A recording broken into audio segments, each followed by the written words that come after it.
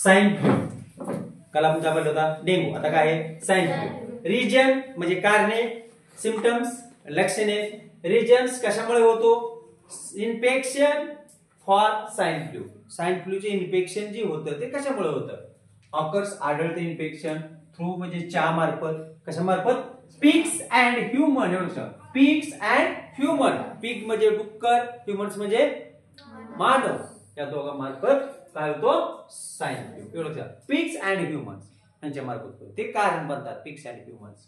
त्याचबरोबर viruses of swine flu, swine फ्लूचा जो व्हायरसेस आहे आर स्प्रीड पसरतो, काय होतो पसरतो.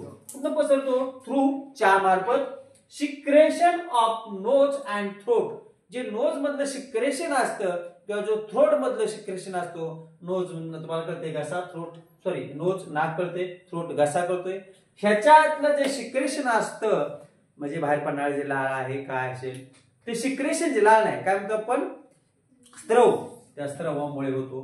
अँड सलायवा, सलायवा म्हणजे आपलं थुंकी जे आहे त्या थुंकी मधला लाळ, लाळ बाहेर पडते ना, त्याच्या मार्फत त्यात व्हायरसेस असतात. कुणाचे, स्वाइन फ्लूचे. त्यामुळे स्वाइन फ्लू. व्हायरसेस कुठे असतात, secretion of nose, throat and saliva.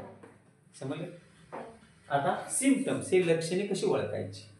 Difficulty in breathing, breath श्वास घेणे, ब्रीथिंग श्वास घेणे, त्या श्वास घेण्यामध्ये डिफिकल्टी येते, कठीण जातं श्वास घ्यायला, अडथळा निर्माण होतो. दुसरं सोर थ्रोट, कशामध्ये खवखवणे, बॉडी पेन्स वेदना होणे. किती सिम्पटम्स आहेत, दोन. फर्स्ट वाचा difficulty in breathing, second sore throat and body pens. समजलं मला. हा काय अडचण आहे का बघा. Swine flu